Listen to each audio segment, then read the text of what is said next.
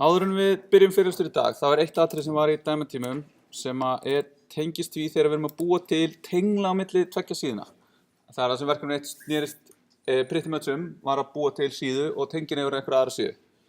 Þannig að núna ég hérna með tvær síður sem ég er með aðra þeirra að opna hér og ég er með aðra þeirra ekki opna en hún er hérna. Og núna ætla ég að tengja það saman með hyperlink. Þannig að þá ger ég hérna a-href, anchor elementið, href attribútið, 2.html. Og ég segi hérna síða 2. Þá er það komið hérna og ég get smellt á það og ég fer yfir á hina síðuna. Síðan í lýsingunni á verkefninu þar var tekið fram að það ætti að vera á heimasvæðin ykkar. Þannig að það gæti hafa skilist þannig að þið ætti að vera taka þetta hérna og í staðan fyrir að segja 2.html hér, segja https notendur rhi.is/osk/verk og svo framvegis 2.html. En það er óþarfi og er mun valda því og þið gæti hafa lent í því að ef þið ætlið síðan að vinna verkefnið á tölvunni ykkar og síðan setja yfir á vefinn þá þurfið alltaf að vera að fjarlægja þennan streng fram og tilbaka eftir því sem þið eruð að vinna. Það er mjög leiðilegt. Það sem þið í raun bara gerið er það að ef þið eruð á stað sem er í sama folder þá vísið þið bara í hlutin svona. Þannig að það er bara 2.html. Ef við erum núna með eitthvað skjal í hérna dæmamöppinu hérna, eins og hérna, eitthvað min skjal sem ég var að taka dæmum úr í síðasta tíma og viljum vísa í það, þá vísum við bara í það svona, eitthvað, dæmi, segjum þá, það er í möppu sem er afleit af þessari möppu. Þannig að við gerum hérna html, min.html. Reloadum hér, dæmi, það virkar, það fer yfir á þetta. Þannig að þið sjáið að við getum farið fram og tilbaka í skráarkerfinu með hyperlinkum, alveg eins og við getum linkað á eitthvað http notendur eða hi.is eða hvað sem er. En síðan getum við líka notfært okkur tvo svona hluti í skráarkerfinu sem er í raun punktur sem við kannski kannast við ef við getum að opna skil og gert cd punktur. Það þýðir farðu með mig í folderinn sem er einu leveli fyrir neðan mig. Þannig að ef við skoðum hvar við erum hérna, við erum í examples foldernum og nú er ég hérna með eitthvað build möppu og svo er ég með eitthvað enn frekar sem heitir 2017. Þannig ef ég væri með skjal hérna til 2017 sem við köllum bara eitthvað test.txt, test og ég ætla að linka úr því hér. Þannig að þetta getur verið svipað og þið værið með á vefnum ykkar, værið með ef þið farið inn á notendarinn ykkar skástrík hérna vefforritun /verkefni 1 þá getur við verið með link þar sem staði heimasvæðið mitt, þar sem þið myndir fara beint yfir heimasvæðið ykkar eða verkefni 3 eða verkefni 2, þið getur búið til eitthvað sem tengir verkefni ykkar saman. Þannig að þá getið þið gert punktur sem segir þá út frá möppunni sem þetta skjalið staðsett í, farðu aftur eitt level og þá erum við komin hérna í build folderinn og svo aftur eitt level og þá erum við komin í þennan 2017 folder, test.txt, það er skjalið sem við viljum vísa í. Þannig að þá gerum við hérna, dæmi, og þá sjáum við hérna, þá erum við komin og þá erum við ekki með þessa punkta hérna í slóðinu uppi, heldur skilur vafrinn og leysir úr þessu. Hann veit að hann á að fara að bakka 2 level og finna þar test.txt skjal. Og svo getum við gert, ef við gerum eitthvað hérna, einhverja villu, fyrir tilbaka, reloadum, þá fáum við bara, það finnst ekki. Af því það er ekki til neitt sem heitir test.x.txt í 2017 möppunni. Þannig að þetta er við getum farið upp og niður út frá því hvar við erum og þannig að við erum bara hlutfallslega að búa til linkan okkar út frá skjalinu. Þannig að núna get ég tekið þessi skjöl, ég get sett þar í einhverja möppur sem eru einhvers staðar á einhverjum öðrum vefþjón og það skiptir engu máli þó að það sé notendanafn verkefni bla fú bar.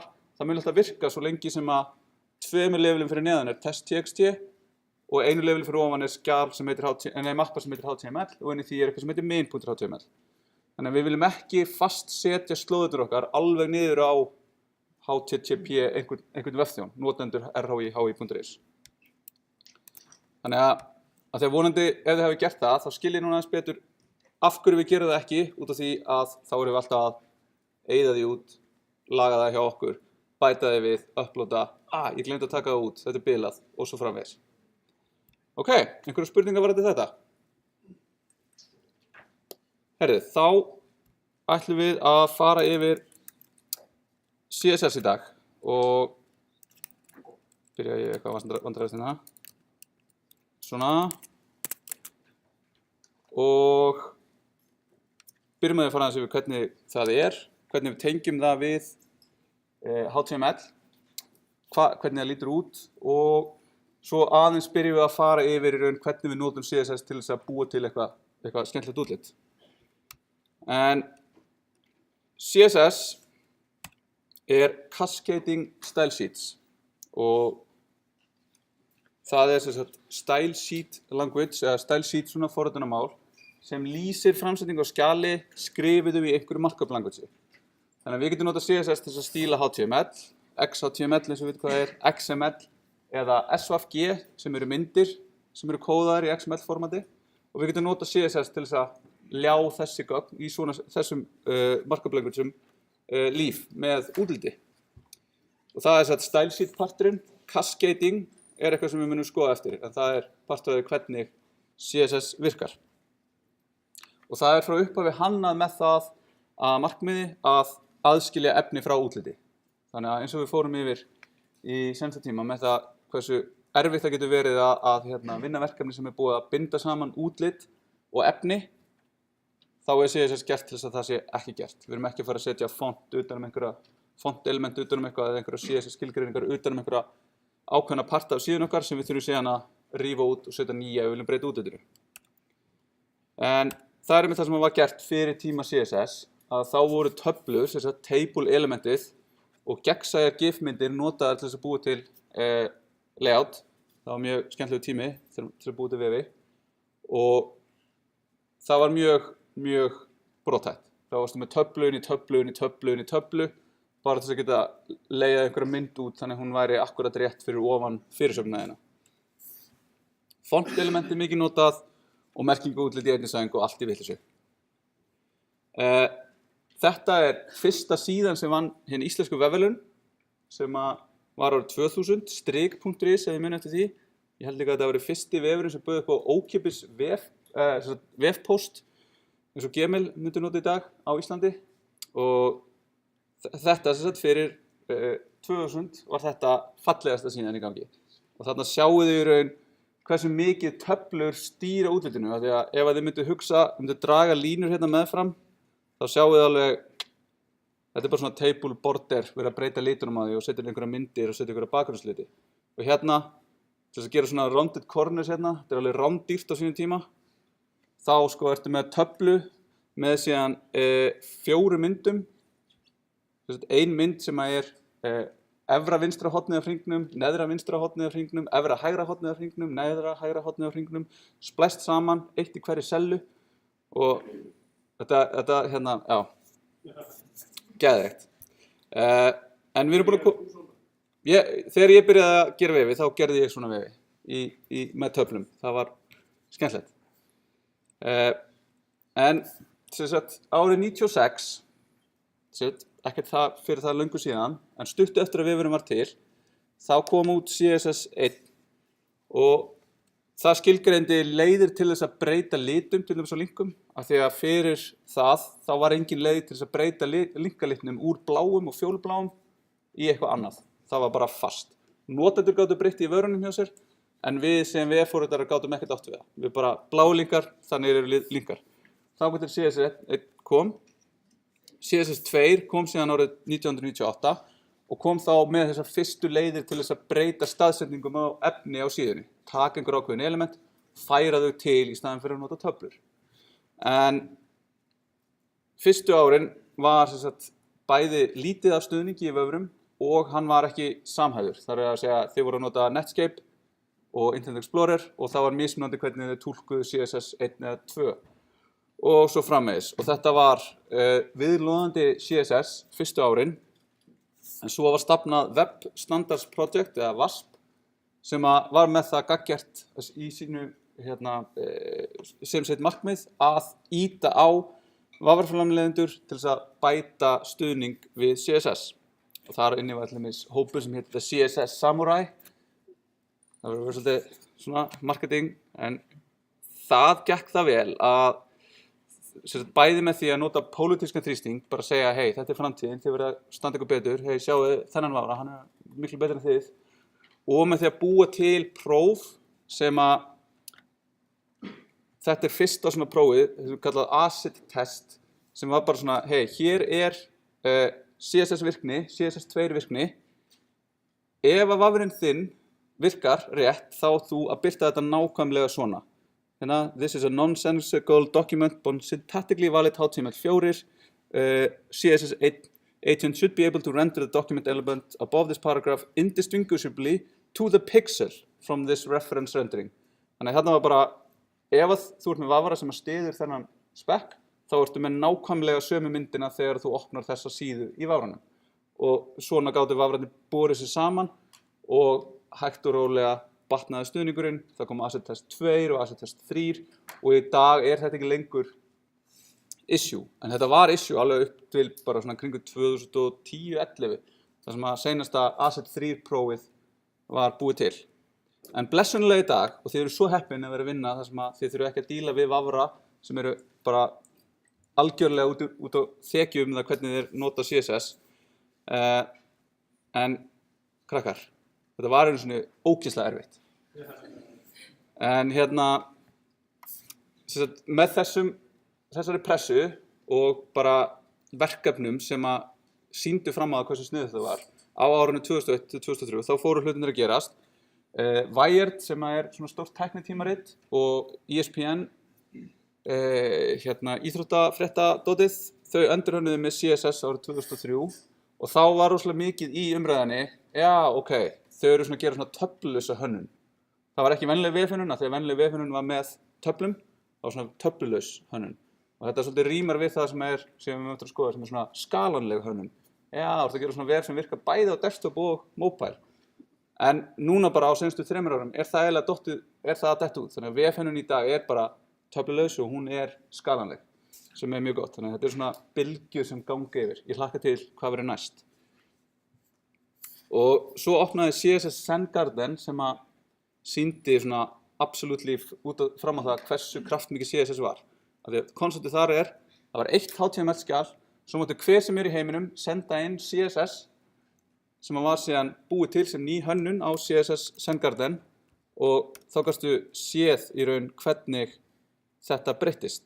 Þannig að hér er hönnun, hér er einhver önnur hönnun og hér er einhver önnur hönnun og þetta er alltaf nota sama HTML-ið en bara mismunandi CSS. Þannig að það er algjörlega aðskilja milli útlits og efnis en hægt að bara setja algjörlega nýtt andlit á þetta bara með því að breyta CSS-inu.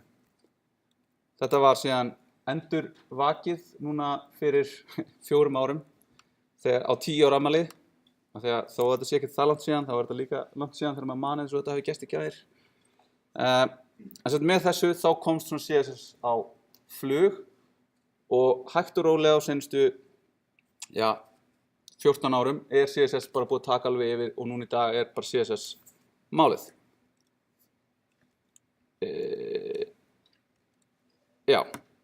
Og CSS er staðlað af W3C alveg eins og HTML og CSS 2.1 er svona grunnurinn sem við byrjum að því að fara yfir. Hann kom út fyrst árið 2004, var þá í raun lagfæring á CSS 2, bætti við einhverju, lagaði bugga, en var síðan buggaður sjálfur staðallinn, var dreginn tilbaka og þetta var mjög erfitt og var síðan koma út officially sem W3C recommendation árið 2011. Síðan er CSS level 3, sem hefur kannski heyrt, CSS 3, en þau lærðu af því hjá W3C að það borgar sig ekki að vinna þetta allt í einu stóru skjali sem er bara annað hvort tilbúið eða ekki. Heldur er þetta í raun unnið núna sem módular ofan á CSS 2.1. Og þetta eru sem sagt inniheldur allar viðbætur og breytingar á CSS eftir CSS 2.1 og þegar við tölum CSS í dag þá tölum við bara CSS 2.1 og CSS 3 alla módula, allt sem í boði.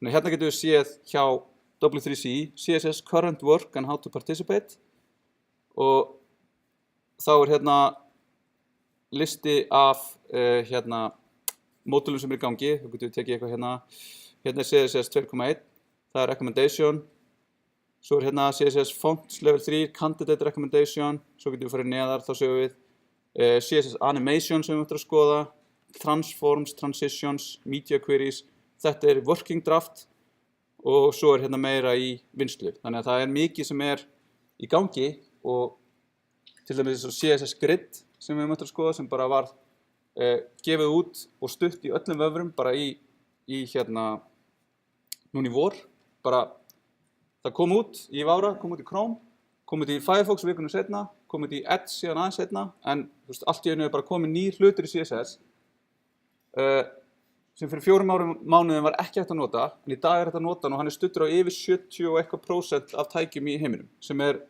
ótrúlega nett, af því að fyrir nokkrum árum hefði það þurft svona 3 ár. En þannig að CSS 3, þetta það sem við erum að fara vinna í. Spennt. En áður en við leggjum af stað, þá svona hægt að dismissa CSS, svona CSS. Þetta bara eitthvað svona kid stuff. En CSS mjög einfalt í málfræði sinni og í því hvernig við vinnum með það. En það hins vegar ekki auðvelt að vinna með CSS. CSS getur orðið mjög flókið. Og þið eigið eftir að lenda í því að vera að vinna CSS og vera í raun að lenda í vandræðum, en það sem þið þurfum bara að vita það þið þurfum bara að vera þolinmóð, þið þurfum að vera smámunasöm og þið þurfum að vera mjög nákvæm. Af því að minnstu hlutir geta sett útlitið eitthvað bara í einhverja köku og þið vitið ekki hvað að gerast. Þannig að það og svo munið þið fá eitthvað svona, þetta þessi alltaf linkað reglulega. Þetta svona, þið berjið hausnum upp við vegginn, þið breytið einhverju tölu, þið breytið einhverju annarri tölu, þið eru komin í einhverju rugl og CSS bara eitthvað svona, ég veit ekki hvað að gerast. Ég bara hamra á lyklaborðið, þangað til eitthvað gerist, eða þangað til ég bara öskra á hætti. En þetta ekki CSS að kenna, þið þurfum bara að vera þolinmóð og læra að meta það. Síðan í Resilient webdesign í kafla 2, þá einmitt talað þetta, það sem talað í arkitektur sem material honesty, sem það að þið notið rétt efni á réttum stað. Til dæmis þið notið ekki plast til þess að byggja veggi í húsum, þið notið steypu eitthvað álíka. Og það það sama með CSS. Að nota CSS til þess að byggja upp útlit materially honest. Þannig að þetta það rétta, þetta gott, þetta frábært, en svo líka fullt af fólki sem mjög mikið haters á CSS. Og kannski ég aðeins mikið að pússa þennan punkt sko, en það bara rosalega margir sem ég lendi í, af því að ég vinn rosalega mikið með CSS og það mjög margir sem dismissa þessu sem eitthvað svona minna dót. Þetta ekkert minna, þetta fucking erfitt sko og fucking mikið vesen og mér finnst ég ekki kunna mikið CSS með það sem ég ætlum að vinna með sem eru bara algjörir galdramenn með CSS. CSS einfalt, það ekki auðvelt. Mjög einföld málfræðigrunninn og þetta verður hratt flókið, þannig að verið tilbúin til það. Við munum fara undir og þeir munum vera svona, ok, ekkert mál. Og svo verðum við að blanda saman konseptum og þá verður þetta allt bara eitthvað, hvað í gangi. Og CSS frábært. Ok, þannig að nú erum við búin að vitum aðeins hvaðan við erum að koma, við hverjum við búast, við vitum að CSS frábært, þannig að lærum þetta dót. En við erum sett með HTML-skjöl og núna ætlum við að taka HTML-skjal og við ætlum að setja eitthvað útlitið það. Þannig að við höfum 3 leiðir til þess að tengja CSS við HTML. Og í æskilegri röð, allra helst viljum við búa til skrá sem með .css endingu og nota link rel style sheet með href attribútinu sem linkar í CSS-skjalið okkar. Og þá getum við haft það í sér möppu, getum við haft styles /styles.css og við setjum það í head. Þetta sem viðheldur algjörum aðskilnaði milli HTML-sins okkar og CSS-sins okkar. Síðan það sem ég mun gera mikið í dæmunum sem ég mun hafa að nota style element sem inniheldur blokk af CSS-i, bara texta, í HTML-skjalinu, í head. Það ekki að hreint, það ekki algjörlega aðskilið, en það samt aðskilið frá markupinu. Og það aðalega gert í dæmunum sem ég geri til þess að þið sjáu allt dæmið í einni skrá og þurfi að hoppa á milli skráa. Síðan getum við notað style global attribute á elementi. Það alls ekki æskilegt og þið ættu aldrei að gera það nema ég segi sérstaklega að þið eigið að gera það í einhverjum verkefnum. Af því að þar eru þetta ekkert mikið betra en það að vera að nota font elementi eitthvað svoleiðis. Af því að þið eru að binda útlitið nákvæmlega við elementið sjálft sem þið eru að stíla og svo munum við sjá líka að það veldur fullt af öðrum vandræðum. En það hefur hins vegar það hefur legit ástæðu til þess að vera til og við munum nota það í verkefnum til þess að gera eitthvað og þá munum við sjá til hvers. En þangað til ekki skrifa style attribute og element og setja einhverja stíl inn í það. Ekki gera það. Ok. Málfræðin, eins og ég segi, mjög einföld. Samanstendur af reglusettum sem samanstenda af selektor og skilgreiningum. Svo getum við sett inn athugasemdir sem eru innan svona multiline comment eins og í Java, forward/, stjarna, lokast með stjarna og forward/. Það ekkert svona 2/ comment í CSS eins og í öðrum forritunarmálum. Þannig að þetta eru langt flestir selektorar, eða bara allar CSS-reglur eru á þessu formi. Þær verða flóknari, en selektorir verður flóknari, en þessar hérna reglur, yfirlýsingar, eru alltaf bara eitthvað heiti á yfirlýsingunni og gildið sem við ætlum að gefa henni. Selektorar, þetta fyrsta sem var hérna, sem var p-dæminu, þetta eru strengir sem lýsa því hvaða element í HTML-skjalinu við viljum að taki við skilgreiningunum í reglusettinu sem við erum með síðan. Þannig að við erum að nota hann selektor, eins og nafnið gefur til kynna, erum að nota hann til þess að selekta eitthvað. Og þessi selektorar skiptast í 6 flokka. Við getum síðan tekið þessa selektora og tengt á saman. Þannig að við getum sagt, hei, veldu þetta, og svo einhver samtenging, einhver virki sem við notum til þess að taka einn annan selektor og hei, gerðu þetta. Þannig kemur flæking. Og það eru 4 gerðir sem við getum notað til þess að tengja saman selektora. Ok, nú ætlum ég bara renna yfir þessa flokka af selektorum, en við erum með type selektor. Það þá eins og heiti á elementi, til dæmis p, þannig að við getum valið bara beint, taktu þetta p-element og settu eitthvað á það, stækkaðu litugerðina, gefðu því eitthvað lit. Við getum notað universal selektor, og hann velur þá öll element og hann bara einfallega stjarna. Notum hann mjög lítið, hann hefur líka svona, eins og þegar ég segi, ekki nota þetta. Hann hefur alveg svona use case sem við myndum nota hann, en þið vilja aldrei nota nema það komi sérstaklega fram. Hann getur hann verið mjög hægur, af því þá þarf vafrinn í raun að leita yfir mjög stórt sett af elementum til þess að vita hvað hann á að vera að velja, eða er að velja allt saman. Og hann getur líka bara valdið því að það erfitt að skilja hvað er í gangi. Svo erum við með attribute selektor. Hann velur element eftir attribúti og við getum síðan líka skilgreint eitthvað það hvernig innihald hans lítur út. Þannig við getum valið ef eitthvað er með eitthvað ákveðið attribút eða eitthvað element er með eitthvað ákveðið attribút sem inniheldur eitthvað ákveðið, inniheldur hlut úr einhverjum streng, inniheldur ekki og svo framvegis. Svo erum við með class selektor sem við munum nota langmest. Hann velur element eftir því hvað class attribút á elementinu inniheldur og þá notum við punkt og svo nafnið á strengnum sem inn í class. Síðan erum við með ID selektor. Hann virkar eins og class selektor nema hann velur eftir ID attribútinu og það vantar hérna hann notar svona octothorpe hashtag elementi við sjáum eftir þegar ég tek dæmi um þetta. Og svo getum við notað gerfiklassa eða pseudoclasses sem velur hluti sem er ekki auðveldlega hægt að velja með hinum hlutunum. Og þeir eru tvenns konar, þessi gerviglasar. Þeir eru dýnamískir. Þá getum við sett til dæmis fyrir ankorelementið. Þá getum við valið alla þá linka sem er búið að heimsækja og gert eitthvað sérstakt við þá. Til dæmis breytt litlum og vera fjólublári eða vera eitthvað annað. Blári eða vera eitthvað annað. Og visited sem er sjálfgefið svona fjólublá litur úr því að vera fjólublá litur yfir eitthvað annað. Svo getum við gert þetta líka fyrir einhverjar aðgerðir sem notandinn er að gera. Þannig að ef að ég hofera yfir eitthvað, sveima yfir einhverju ákveðnu, þá get ég valið það. Ég get valið það að einhver er að hofera yfir þetta element á einhverju tímapunkti og breytt þá einhvern veginn hvernig útlitið á síðunni er. Active, ef það er búið að velja það, svo ég get smellt á það, ef ég verið búin að smelta á það, þá breytist það einhvern veginn. Og focus, ef það hefur focus, þar að segja ef ég er búin að fara yfir það með tab til dæmis og ég er búin að koma fókus á eitthvað ákveðin link, þá getum við gert eitthvað ákveðið við það. Svo erum við gerviklasa fyrir uppbyggingu á skjalinu.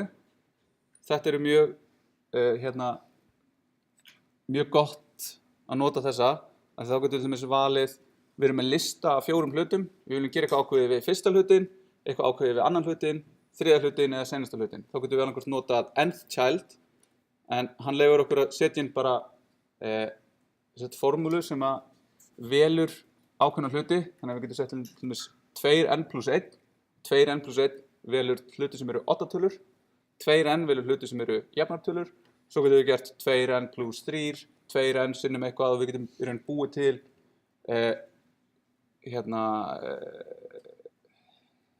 hvað heitir það? Ekki margliður, heldur einliður, sem að velur einhverja ákveðna tölu sem við getum þá notað til að velja einhver ákveðin element. Svo getum við notað first child eða last child til að velja fyrsta eða seinasta hlutan elementi í einhverju lista, eða last of type, first of type, getum gert first of type div, first of type a og þá getum við verið að velja ákveðna hluti. Þetta meikar voða lítið sens þegar ég heyri þetta svona núna, en þegar þið farið að vinna með þetta þá munið þið sjá hvenær það kemur upp þar sem að þetta getur verið átt vel við verkefnið ykkar. Svo getum við tekið þessa selektora sem við erum núna búin að velja, eða nota til þess að velja einhvern veginn, og við ætlum að sjá hvort það sé eitthvað hérna. Við ætlum að einhvern veginn takmarka okkur enn frekar. Þannig að þá getum við tengt það saman. Þá getum við notað bil, bara bil, ít og space, en það segir þá að seinni selektorinn, svo sem er á eftir bilinu, hann er innifalinn í því sem að velst úr fyrri selektornum. Þannig getum við drillað okkur niður í tréð sem verður til með HTML-un okkar. Þannig að við getum verið búin að vera til dæmis með nav element til þess að búa til einhverja valmynd og við viljum bara stíla ul-elementið og li-elementin sem eru undir nav á sérstakann hátt.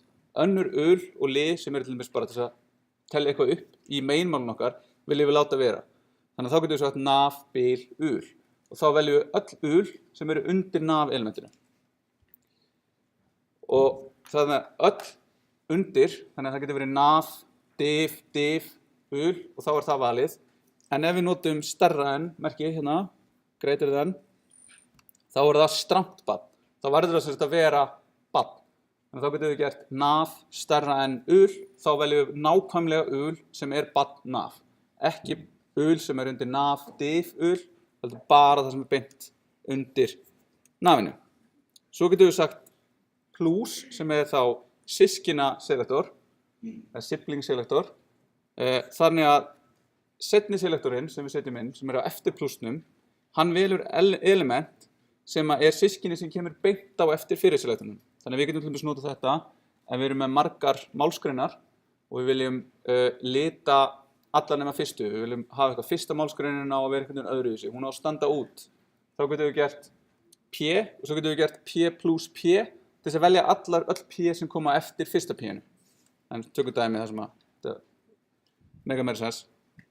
Svo erum við með svona tildumerki og það er almennur systkina selektor.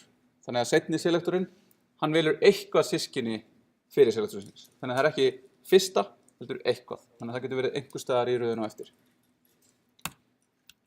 Ok, þannig að þetta eru reglurnar fyrir seglhaldara. En þar sem við getum tengt á saman og þeir eru margvíslegir, þá sjáum við 6 týpur, 4 leiðir til að tengja á saman. Þetta eru frekar stórt space sem við getum unnið með. En ok, hérna er frábær síða. Ég vil sem við myndum segja besta síða. Núna ætla ég að gera svona. En núna er ég með þetta hérna báðum megin. Ég ætla að loka þessu og fara hérna í þetta. Þannig hérna sjáum við, ég er með þetta hérna vinstra megin og þá get ég refresha hér og þá er ég með þetta hérna. Þannig að rönnum aðeins í gegnum þetta hérna. Byrjum á því, þannig að hérna sjáum við hvað ég var að meina. Hér er ég búinn að setja CSS skilgreininguna í style element undir head. Ég get ekki kollapsað þessu hérna.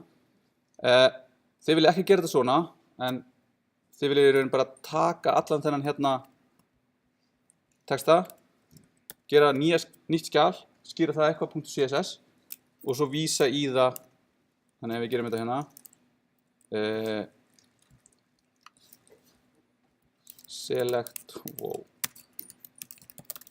selectors CSS. Þannig núna er þetta orðið selectors CSS. Ég er ennþá með þetta hérna. Ég hendi þessu. Nú, vista núna. Þannig þá fæ ég bara síðuna án stíla. Set síðan link rel style sheet ref selectors CSS og loka. Þá er þetta komið aftur. Þannig núna er ég búinn að taka CSS úr HTML-inu.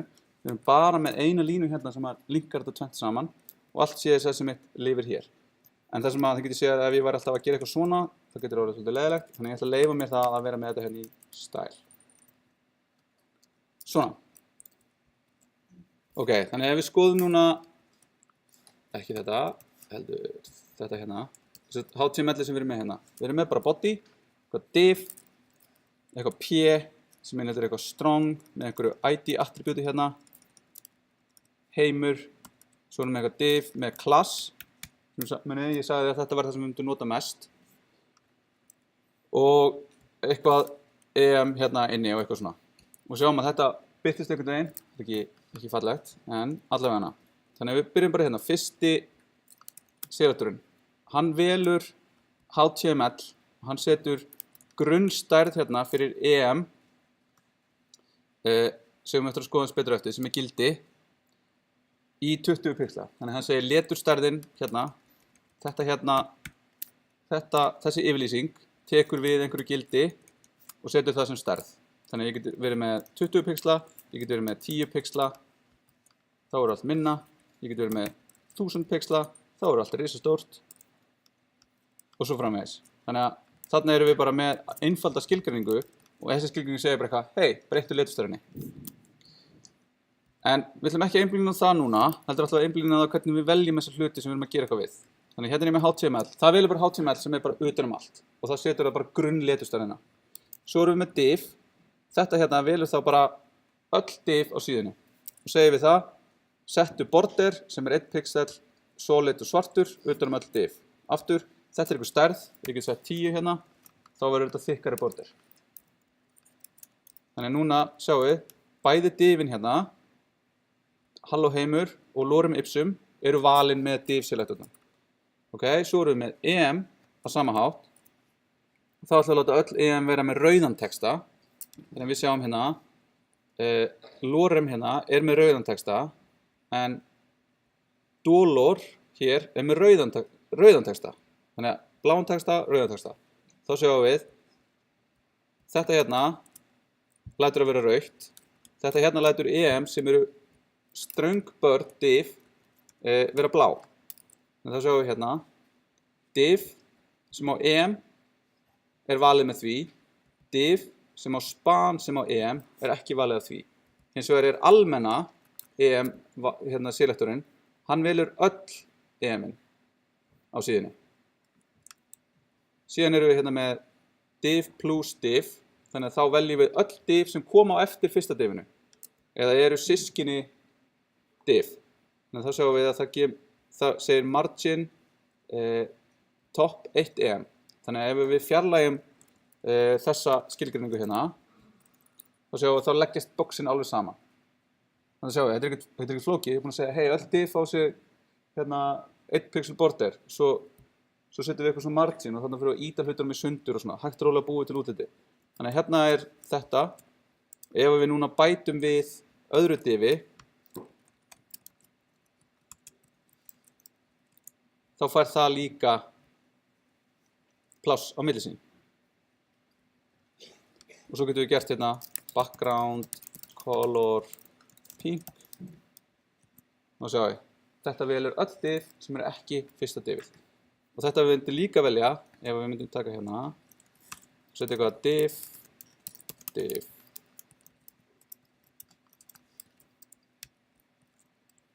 Þannig hérna kemur div inn í div, en hérna erum við komið með næstuð element. Þannig að við getum haldið áfram og gert, svo maður getur verið að flækja þetta meira. Höldum okkur við skriftið. Síðan erum við hérna með selektora sem er búið að blanda saman 3 típum af selektorum. Fyrst erum við með type, þess að velja div. Síðan erum við með class selektor sem velja þá div sem er með klassan text. Og svo erum við með hennan pseudo element sem segir veldu, þegar þú ert búin að velja div með text, veldu þá fyrsta stafinn. Og fyrstu stafurinn, það getur verið svolítið bras ef við ætlum að fara og merkja fyrstu stafina í öllu svona span, class, first letter. Þetta verður fljótt að verða mjög svona mikið. Þannig að í staðinn getum við notað þessa pseudo-klassa til þess að velja fyrsta stafinn, eða velja fyrstu línuna. Og þá stækkum við hana, við getum stækkað hana enn meira. Og þá bara við fyrsta stafinn. Við getum líka gert first line. Þá verður fyrsta línan. Við getum séð svona. Svona í stíl við hérna, það sem er svona heitt í hönnun í dag, svona brjóta boxin, mikill kontrast í litum. Þetta verður hönnur. Ok. EM, ef við spurjum vin okkar, HTML5 doktor. EM represents stress emphasis of its contents. The level of emphasis that a particular piece of content has is given by the number of ancestor EM elements. Þannig að þetta er eitthvað leið til þess að stressa einhvern ákveðin punkt, eða þú veist, til þess að setja hérna íslenska orðið áhersla. Þannig að EM er notað til þess að setja áherslu og ég er í raun bara að nota þarna þegar ég er bara með einhvern svona dummy texta til þess að velja. En EM er svona ef við vildum til dæmis leggja áherslu á eitthvað sem við erum að skrifa. Ok, svo erum við hérna með aftur selektor hérna og smá að þess að við vorum ekki fyrir mig yfir eftir, en hérna erum við með foo attribute selektorum. Þannig að við setjum hérna, losum þennan út og gerum bara hérna foo. Þá veljum við öll element sem hafa foo attributið og við ætlum að segja að það fær color purple. Fær color yellow. Svona. Þá sjáum við öll element núna sem eru með foo sem attribute eru gul. Þannig að þá sjáum við hérna span, foo og já, það er hérna svona langt, en EM-ið hérna, það litar það hærra, öðruvísi. Og við möttum að sjá hvernig það er reiknað út, hvernig það er rautt í staðinn fyrir að vera gult. En allavega, ef við tökum hérna foo af þessu, segjum bar, þá hættir efra að vera gult og neðra er það bara.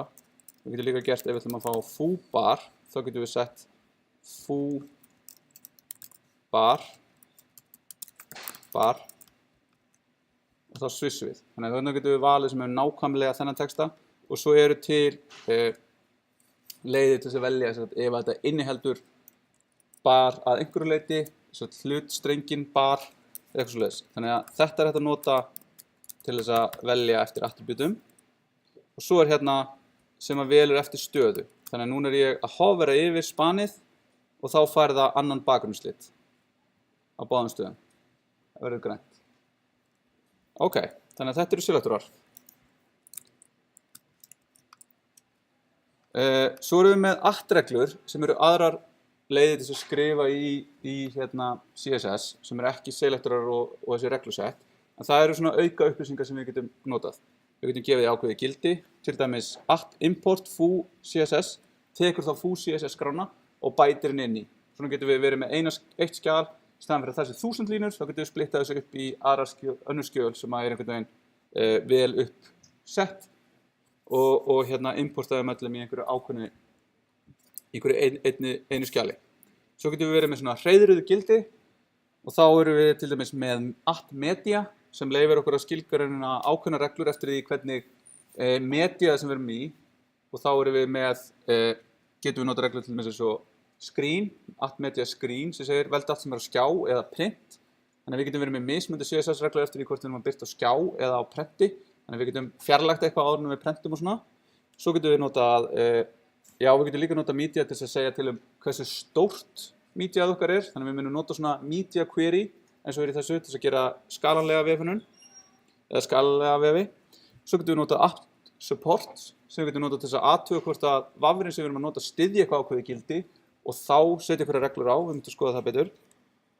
Svo erum við með þessi gerfi element sem að búa til ný element eða eru í raun element sem eru til staðar en við sjáum þau ekki, þau eru svona platt.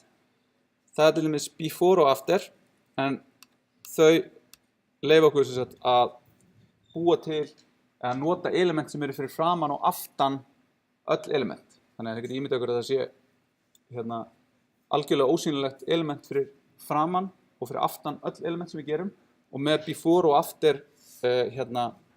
selektorunum getum við nálgast þau og gert eitthvað við þau. Svo erum við með first letter, sem er teknilega gerfi element, ekki pseudo-class, ég ruglaði þessu oft, og first line. Þannig að þetta er þannig að first letter er box utanum fyrsta stafinn, línuna og before og after. Þannig að við vorum hérna með í þessu dæmi hér sem ég tók út hérna, eða fór ekki yfir, er að við getum sagt öll sem eru með foo, þá veljum við after elementið á foo á elementinu sem er með attributið foo og bætum við með content, við gefum því eitthvað efni, þá bætum við hérna foo uppröpunarmerki. Þannig að þá sjáum við að ég var búinn að loka því og kommenta það út. Svona, þannig að núna eru þessi spön sem eru með foo attributinu, þau fá á sig hérna foo fyrir aftan, á þess að við höfum nokkuð setta inn í elementi sjálft. Síðan þegar við erum að skrifa CSS þá er eftir að gera einhverja villur, en CSS er hannað eins og HTML að því leyti að það fyrirgefur mjög mikið það sem við gerum vitlaust. Þannig að allar minniháttar villur, til dæmis ef okkur vantar tvípunkt eða semikomu í yfirlýsingunum okkar, þá eru það bara hunsaðar en CSS heldur samt áfram. Þannig að þið getur verið að veltaði fyrir ykkur okkur eitthvað virkar ekki og þá er út af því þið gleymduð að setja tvípunkt eða semikomu eða skrifiðu bara vitlaust, skrifiðu font size í staðan fyrir font size. Og þá er hún bara hunsuð, þessi yfirlýsing og haldið áfram að næstu. En svo ef við erum einhverja meiri hátta villu, til dæmis ef við gleymum að setja curly bracket einhvers staðar, þá mun það stoppa lesturinn frá og með þeim stað þar sem sú villa áttur í stað. Þannig hérna er dæmi það hvernig það hefði sér. Þannig að, það er svo mikið. Þannig að hérna er í raun color blue, color yellow og font size 10. Það er hunsað af því að það vantar semikomu hér. Og þar af leiðandi munu tvær reglur skemmast af því að þetta leitar að næstu semikomu sem er hérna. Hérna erum við með A, svo fáum við color green sem við sjáum að gerist, en ekki color purple síðan á EM, af því að hér vantar, hérna ójafnvægi í curly-brekkutunum, hérna opnað og hérna opnað áður en það búið að loka. Þannig að þarna verður svona meiri háttar villa. Þannig að allt á eftir þessu hér eða þangað til að kemst jafnvægi, mun vera bilað. Þannig að ein villa og allt í einu getur skjalið eitthvað litið skelfilega út. Þannig að já, og þessar yfirlýsingar sem við erum búin að sjá, eins og font size 10px, 20px, þær eru alltaf yfirlýsing sem er á forminu eigindi gildi. Það eru mjög mörg eigindi, það er alltaf að bætast við þeim. Allir þessi nýju CSS módular eru að bæta við eigindum, en gildin eru færri og mjög mörg þeirra notum við mjög oft. Og þegar við vinnum síðan með þessar yfirlýsingar, þá getum við oft nota svona í staðinn fyrir longhand, eins og er yfirleitt kallað, svona venjulegt, skrifa út alla yfirlýsinguna fyrir nákvæmlega það sem þú ert að velja. Þá getum við nota shorthand, þar sem við erum að draga saman margar yfirlýsingar í eina. Og þetta getur sparað tíma og línur og gert CSS aðeins lesanlegra, en þetta getur líka betur manni rassina því að þetta gefur þá þeim atriðum sem við sleppum í shorthandinu einhver sjálfgefin gildi. Hérna er dæmið að hvernig við getum skilgreint margin fyrir allar 4 partana af boxinu í einu í staðan fyrir að segja margin bandstrip top, margin bottom og svo framvegis. Ok, tökum pásu til 4.